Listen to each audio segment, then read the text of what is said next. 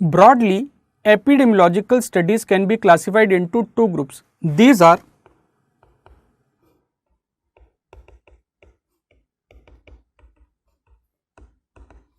observational studies, in which you only observe what is happening in front of your eyes,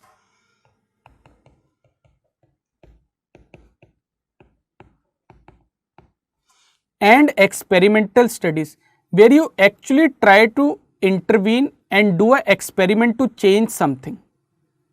This observational epidemiological studies are further divided into two groups. These are descriptive studies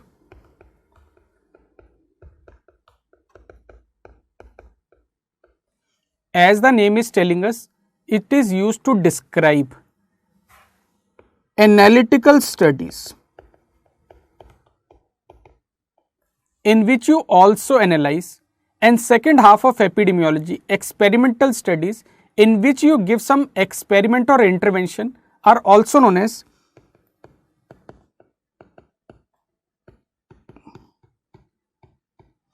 interventional study designs.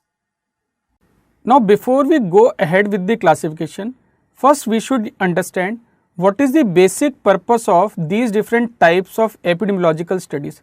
Descriptive studies are used for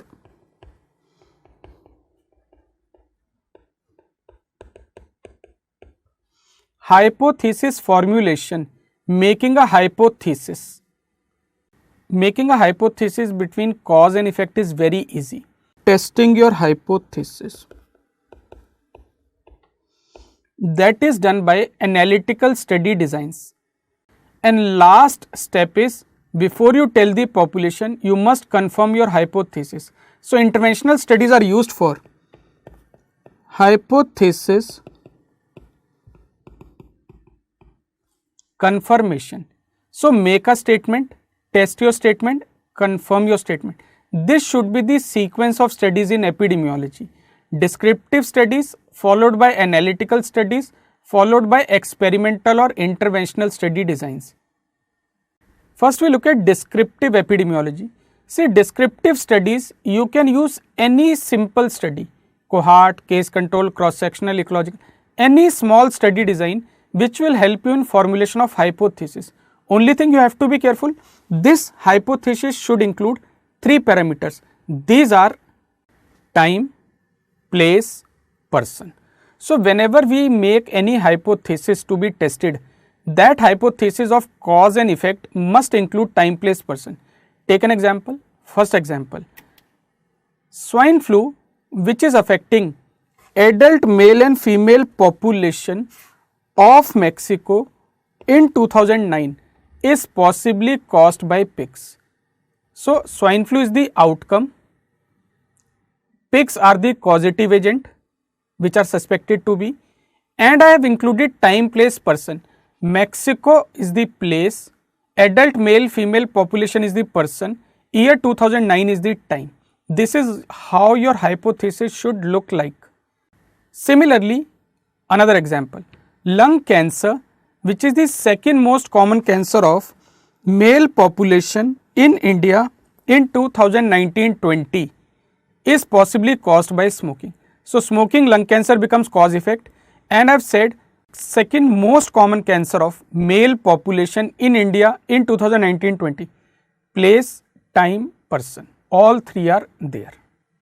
See, making a hypothesis is very easy, any small study and make it a time, place, person. More difficult is testing your hypothesis. Hypothesis testing can be done by analytical study designs. What are the major analytical study designs? It includes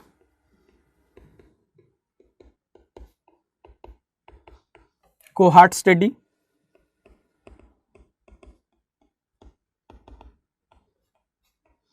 case control study,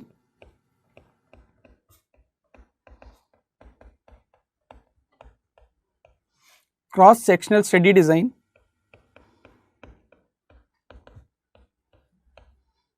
and ecological study. Although there are many more analytical study designs, these are the four basic analytical study designs. You can use any one or multiple of them. Suppose someone has given a hypothesis of smoking lung cancer by descriptive epidemiology. I use a cohort study to test it and I am able to find yes, smoking is associated with development of lung cancer. Then last step before I tell the population is hypothesis confirmation that can be done by trials or experiments. It includes RCTs, randomized controlled trials,